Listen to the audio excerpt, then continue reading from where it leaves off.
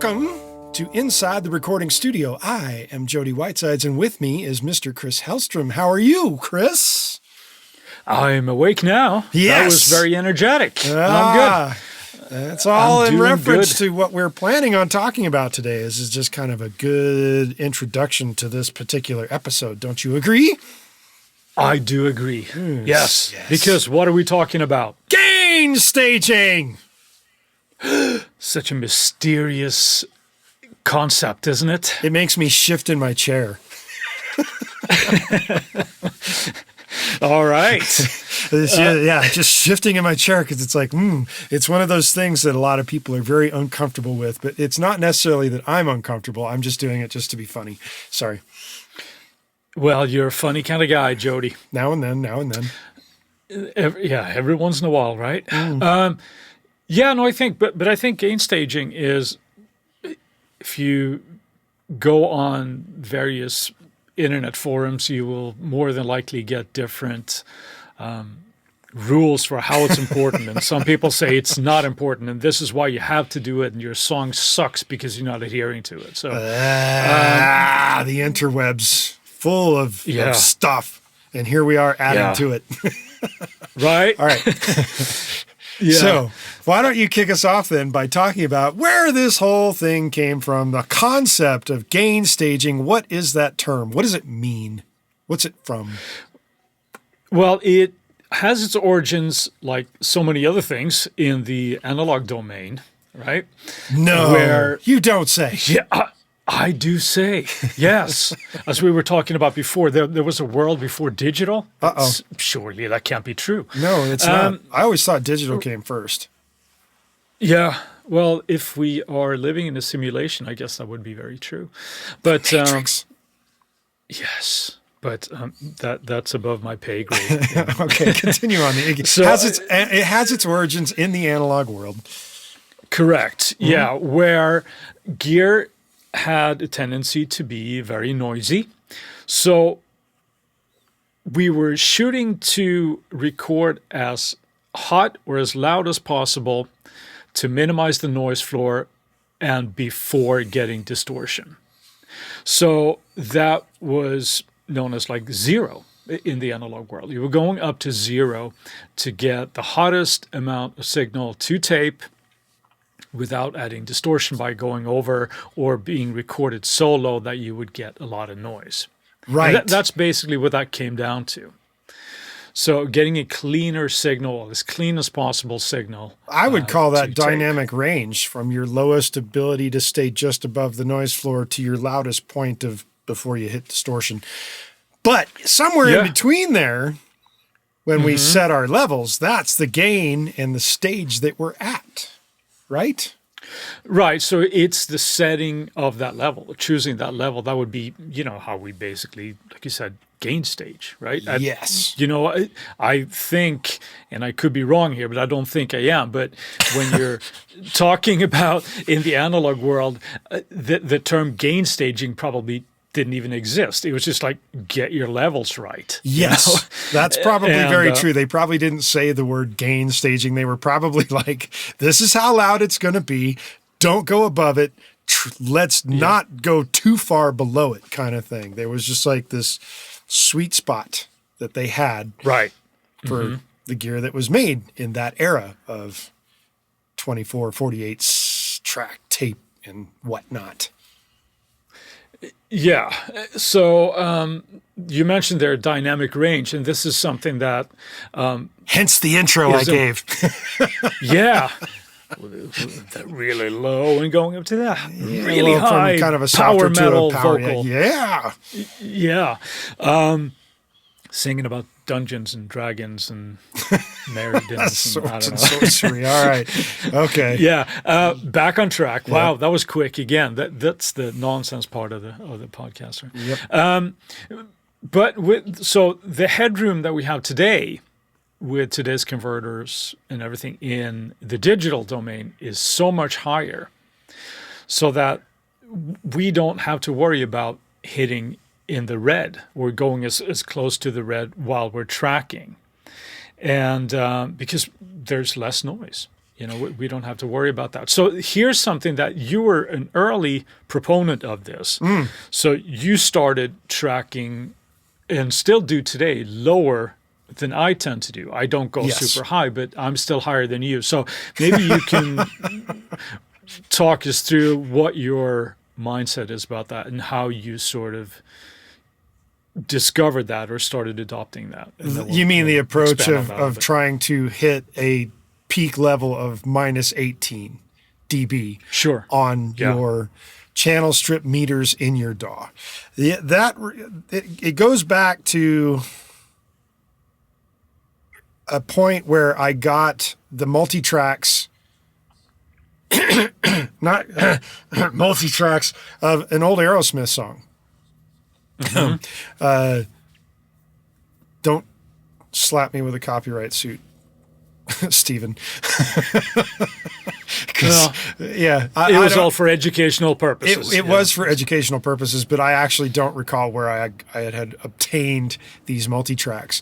And it was for a song called Walk This Way, which is, most people tend to know that Aerosmith song. And what was really, really, really interesting about it is that every single track was peaking at minus 18. So I didn't have, and I left all the faders sitting at 0. And every track was peaking no more than minus 18. And it was like, man, you could barely see the sound wave in the arrange window of the DAW. And I'm thinking, how bizarre is it that it sounds absolutely stunning with no effects, no channel strip, fader movements, nothing. And it sounded amazing. Obviously, it was a transfer from a tape because they didn't record it to a DAW when they originally recorded this song, but they obviously transferred it at the same volume level that they had recorded it at, which means it's minus 18 dB, and it sounded fantastic. And all of a sudden, something just clicked in my head, and I'm just like, why am I trying to push everything to essentially red and 0 and removing all of the dynamic range out of everything when I can record at minus 18 and be able to leave my channel strips relatively close to 0 and not have to move them as much and leave room for everything to breathe?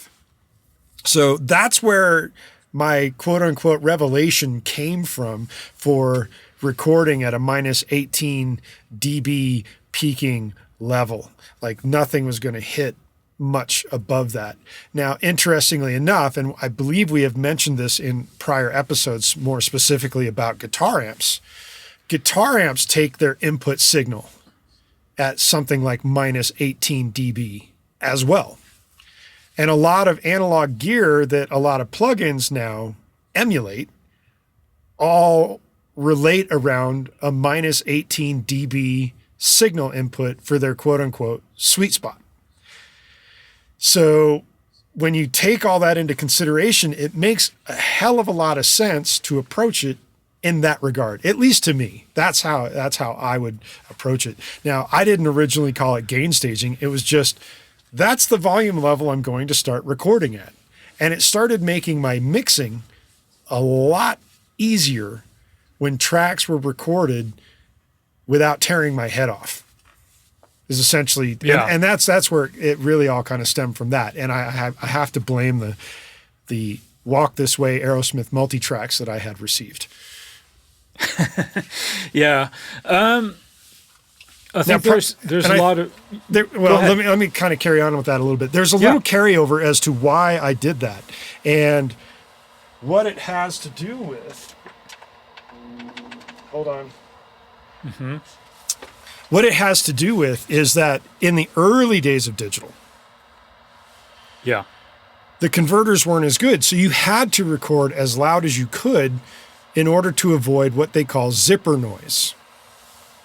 Because you could literally hear the converters doing their thing if you weren't recording loud enough. So everybody started pushing things as close to 0 as they could so they could remove the digital noise floor of early converters. Yeah, so you're talking about lower level signals now, where you could hear Where you could hear the digital signal zipper, floor. Yeah.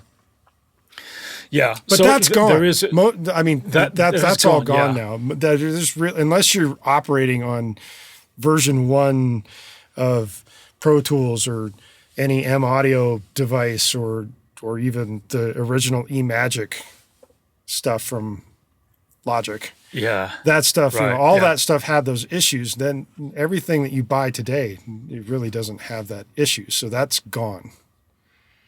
Yeah.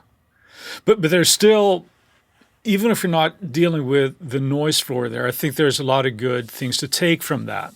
I think if we know the history of where this came from, we can, even though the reality might be different in the digital domain, there's a lot of lessons that we can take from that. Yeah. The primary one, I think, is, like you said, don't worry about recording as hot as you can, because it's just unnecessary. And what can happen in the digital domain, as opposed to if you're recording to tape, actual tape, if you get into the red and you're clipping, that's pleasing in the analog world. We get that sort of warm distortion. To an extent. To an extent, yeah, of course. It depends on the content, right? But you have the potential of adding something to that. In the digital domain today, if you've ever heard digital distortion and digital clipping, it's not necessarily a pleasant thing. Well, no, it hasn't improved. It has not improved since the original digital clipping was started, so to speak. No, as soon as you hit 0 and you go beyond that digital, or the point where things will start clipping, because it's not necessarily 0 anymore in modern DAWs and modern hardware, but there is a point where you will hear digital clipping and it's literally noise. It just becomes noise.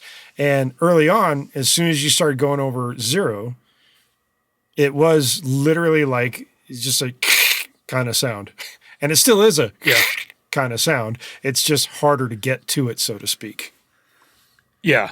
What I was going to say there is the headroom that we have today is so much higher, right? So we have to, I think we have to physically try to get into that, but it's still not a pleasant sound. So, and there's no benefit, because the noise floor is so low, there's no benefit of running recording that hot. Exactly. Which is why I try to stick exactly to the -18 that I talk about all the time whenever I'm working with somebody that sends me tracks that are too hot.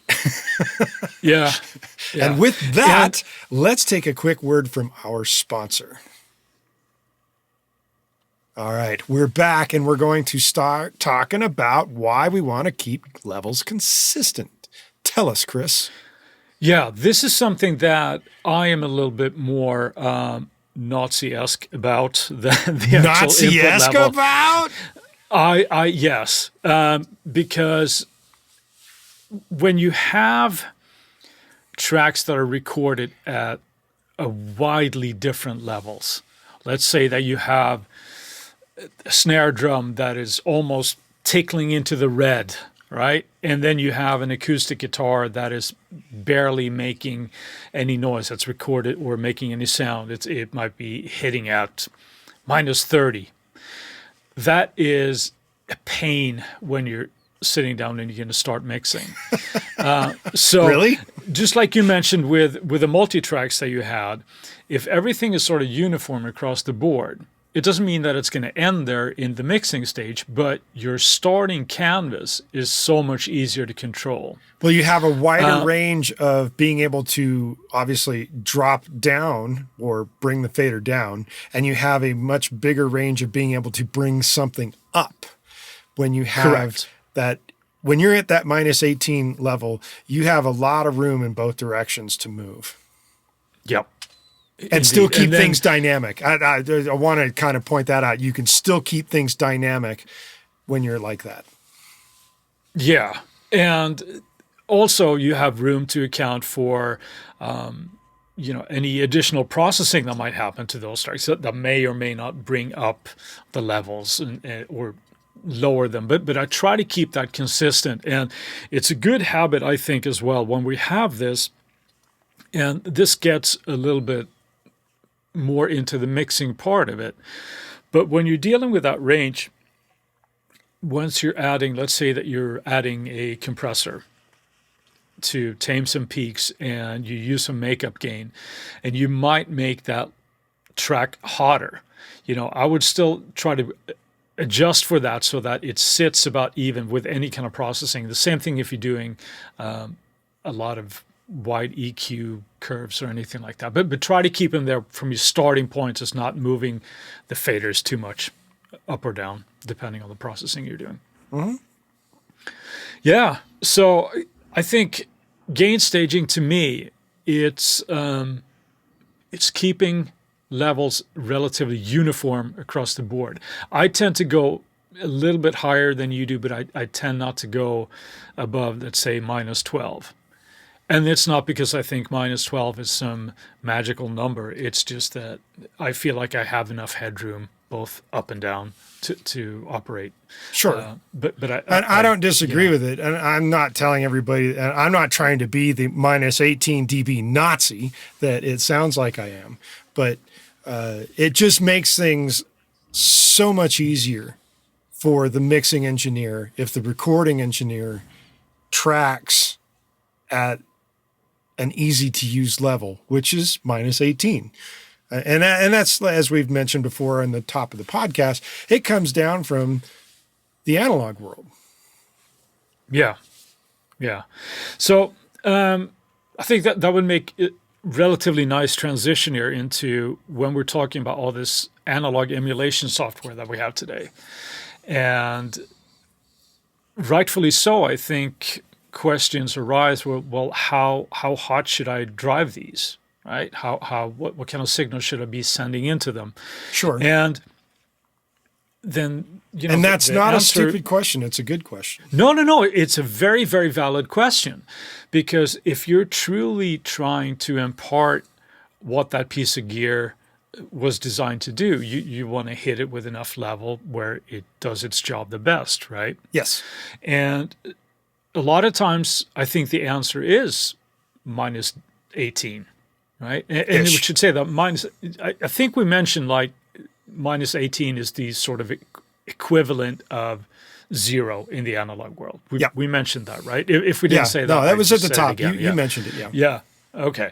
So then that would be, the ideal point, but consult your manual, right, for the piece of gear. That is always read the manual or play around for 10 years on a piece of gear. Yeah. Which one is faster, do you think? But also, I think it's kind of important to keep in mind there that those pieces of gear, now depending a little bit on the gear, I'm assuming, but if that's the sweet spot for the gear in the analog realm, it's presumably because that's what it sounded the best, where it had the hottest level input without imparting any distortion and without adding noise. So what does that mean? Well, that means, to me anyway, that if you feed it less, you're more likely to get more noise or artifacts if it's designed that way. But also, if you're adding it hotter level to that, you're just going to impart more of the harmonics that it presumably was designed to impart. Yeah. Provided that emulation is done right. Sure, absolutely. So, but that means also that if you're feeding it exactly 18 and it was a fully functioning unit that was emulated, that means that you're imparting the least amount of analog characteristics. That's the way I'd agree with it. Yeah, I just think it's food for thought, because you're going to disagree. Okay. Yeah. Well, that's wow. We disagree on something. but it's in the I understand your thinking. I just disagree. Right. So my point is that I'm hoping comes across here is that with all these analog emulations, don't be so concerned with the levels if you're getting a pleasing sound out of it. Well, that's just reality. I mean, if it sounds good, it is good. Yeah. Or if it's, appropriate, let's say. Right. Right. If it sounds good in context. So, but consult your manuals and see how these pieces of software were designed to sort of take the level and adjust. But unless you're clipping any plugin or any part of the stage and it sounds god awful, then you're pretty much in the clear. So that's a good way of looking at it. You're kind of in the clear. Right. However, when plugins like the Moog EQ, let's just talk that one real quick because it's real easy to overdo the air band on that, or actually any band on it.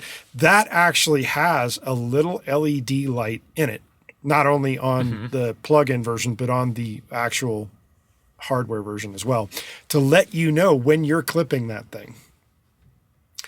And when you're clipping it, beware. Beware, dial back. Right. Yeah. Is that something that you've come up against on occasion? Because I know you're a big fan of the Moog. Yeah, on occasion.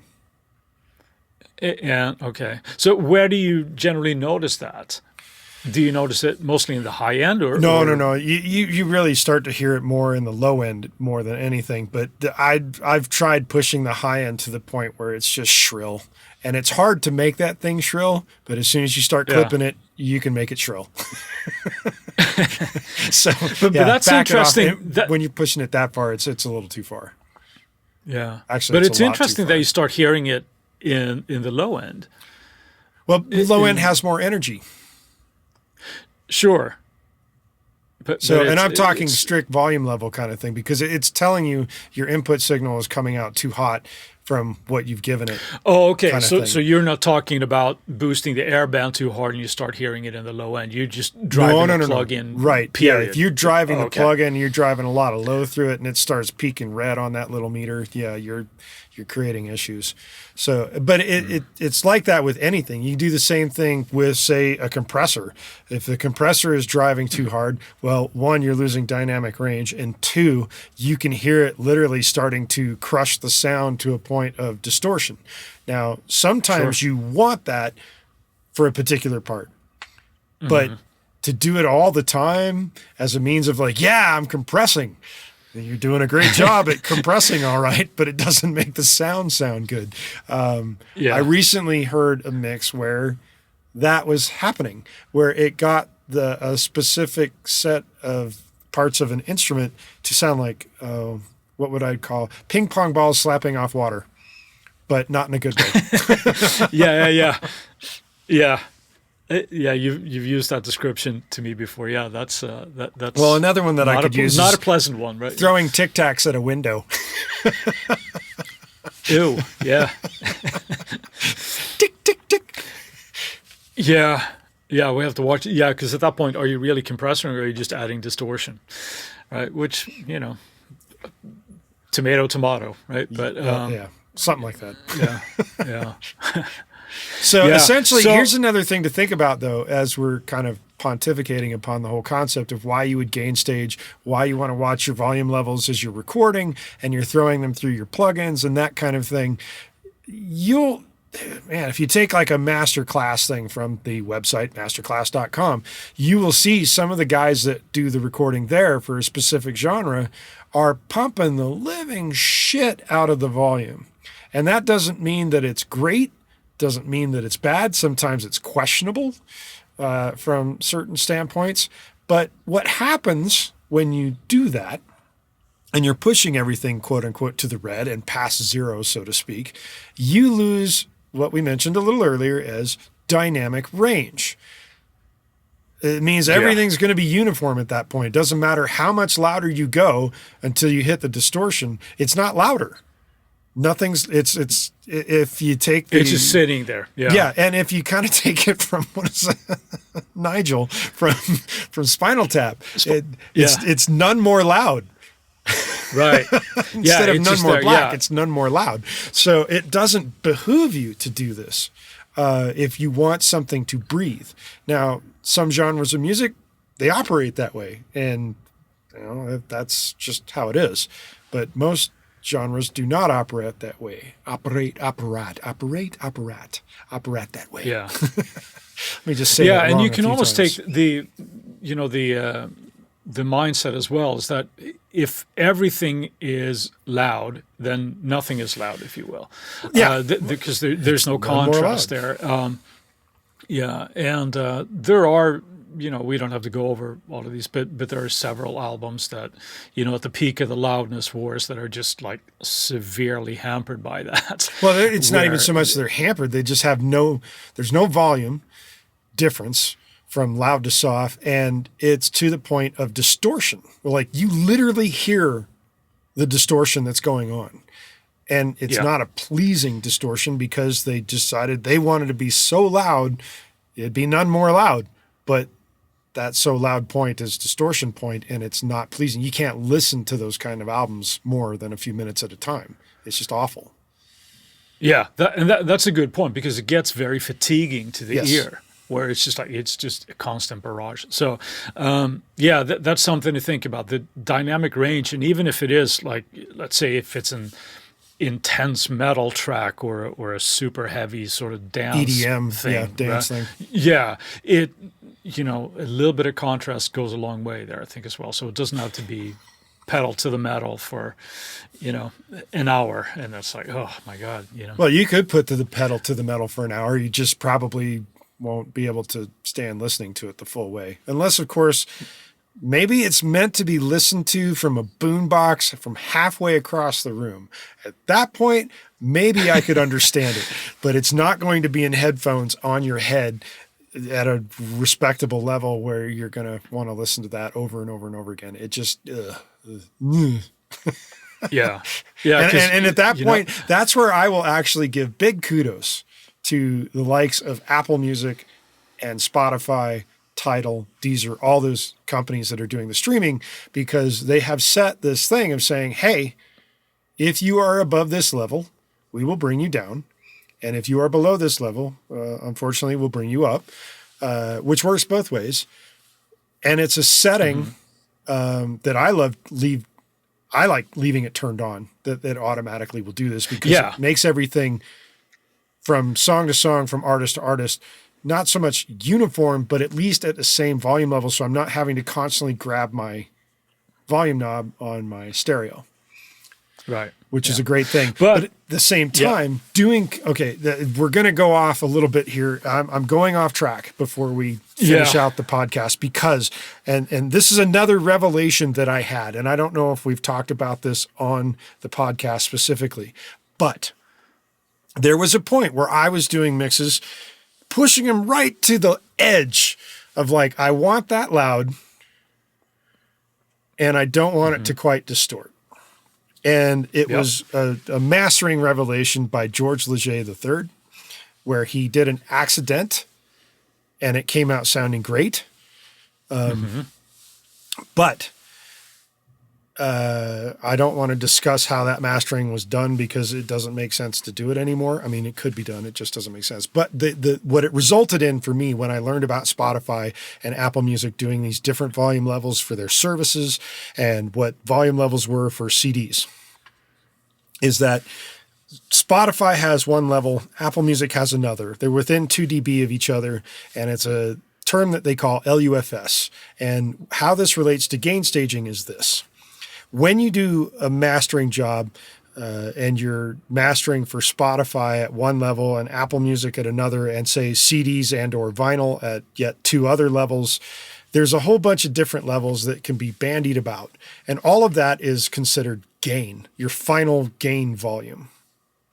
But if you take a track that has been mastered for CD that, say, tops out where, my memory serves, it's about -9 dB LUFS is like the borderline of where you're going to have some distortion in your track, but not a lot. It's -10 is probably the head. That's like the headroom limit right there, where you're not going to get distortion in your track at that mastering level.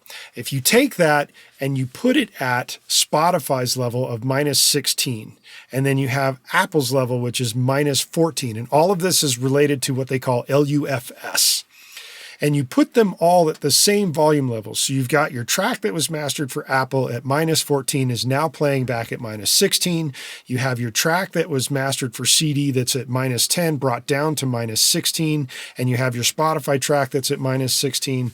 And you play them all based on using a gain plugin to make them the same gain. And then you start flipping through them and listening to what each one sounds like, you will hear a spatial difference in your mix. I guarantee it. And it will be different. And it's that point where you need to think about, why am I doing my mix at this volume level or my master to this volume level? It's a very important point. And it relates to gain staging in a very, very big way because of that. Because your master volume level is a gain stage on your final output, so to speak. It's beyond the recording level that we talked about, which is where we're trying to say minus 18. But I encourage you as a mixing engineer to listen to mixes mixed to those volume levels.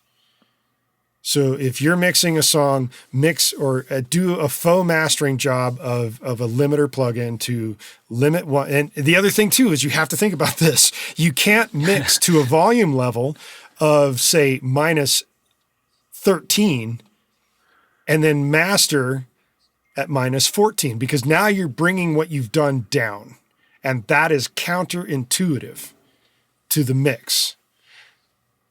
Does that make sense? Yeah. So yeah, absolutely. That's heavily counterintuitive. So if you know that you're going to be mixing something that's supposed to be quote unquote made for Apple, I guess they used to call it made for I or MFI, and you're a mixing guy or a mastering guy that does the MFI or made for Apple mixes. So I think it was like mix for iTunes. Or mix for iTunes, yeah. And I happen yeah. to be one of those guys. I actually have that distinction, which is cool. So I can actually mix, and if it's done right, I can stick that into, you can mark it as that because, yes, I know what I'm doing. And I have been vetted, so to speak, by Apple's people, which is cool. Yeah. But that being said, you don't mix to like minus 12 and then master to minus 14. That's counterintuitive. You want to mix, and I'm talking, which one's, minus 14 is actually Spotify, minus 16 is Apple. Sorry, I got that backwards, I think. So when you're mixing, I strongly recommend that your mix level of your output is like minus 17 or 18 max to give some room to the mastering to be done to minus 16 for Apple, and then a little bit more for the Spotify level. And then if you're really going to push it, go for the minus 10 or whatever, or minus 9 for your CD levels and whatnot. And vinyl is a different level and a different mastering curve altogether. So there's various ways to approach that, but I don't recommend mixing to 0 and having the mastering guy go, wait a minute. Yeah, we're getting a little bit more into the, preparing to master here, but just to tie but it's still part of a here, gain stage thing that goes to the mix. And if not only from the recording standpoint, your mixing standpoint should be included in that. And maybe we should dedicate a whole episode to what I've just I think that, about. And I think we talked about this a little bit in the preparing to mastering episode that we did as well. But yes. The bottom line of today's episode here, I would say, is just keep track of your levels, but keep them lower than you think. It's not going to hurt you to keeping your tracking levels so that they hover around the minus 18 kind of point. And I think you'll be pleasantly surprised when you start to mixing how it's much easier. It's much easier. Yeah, it will. Yeah, it's less work to be done, and the process can be just a lot better, and the result will definitely be there as well. So, so keep a track of your levels and your gain stages and your mixes, and your clients will thank you. Yeah, and don't be afraid. I have a friend who I helped set up to work on his gain staging for his entire setup, and he's like, "Dude, I can literally talk over my mix." I said, "Well, yeah, you should be able to." You shouldn't be mixing so loud that you can't hear yourself. That'd be awful. So that kind of relates to gain staging as well. But let's tie a bow on that and say it's time for Friday Finds. And Chris, we're going to start with you. And I already know what you're going to say.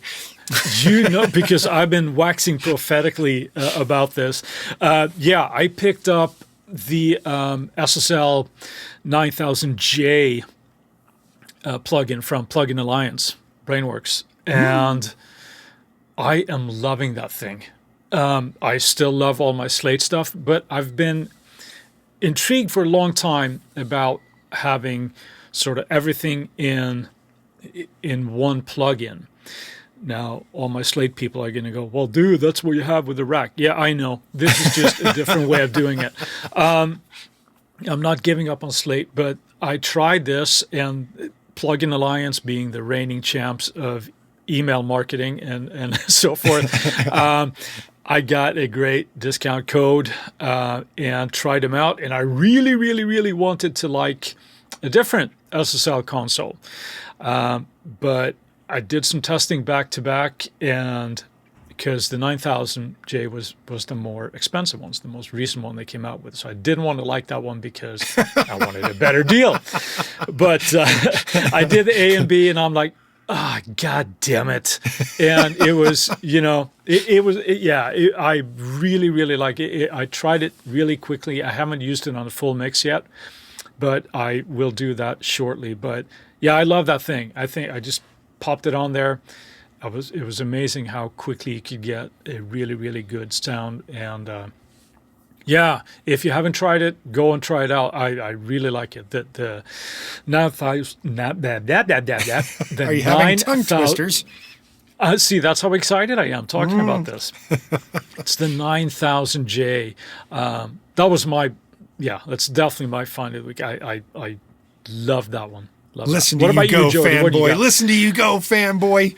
Oh, I'm not even wearing my Brainworks shirt today that my daughter got for me. But yeah, disappointing. So what do you got for us, Jody? What did you find? I was a little bit of a toss up in reading about some new stuff that has been recently released, and this is not really mixed thing. This is more of a guitar player thing. Cool. And I'm going to give a shout out of kudos to Fender. While I've never been a huge Fender advocate, the funny thing is my very first guitar is a Fender. And it's actually sitting right here. I'm going to pull it up and show it on screen. For anybody that wants to go over to the YouTube at this point, this was a Fender Stratocaster at one point. It is my Van Halen. Actually, maybe I've done this before on the podcast. It's kind of like my Van the desert Halen guitar there. Yeah, the desert guitar. That used to be a Fender Strat, and it's been bastardized and changed around and modified in all kinds of ways. So in this regard, Fender has just released a new product line called the American Professional 2, I believe they call it. Okay. And they're doing this with guitars and basses.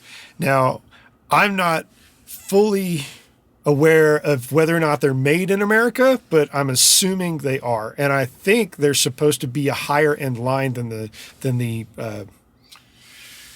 Squire series.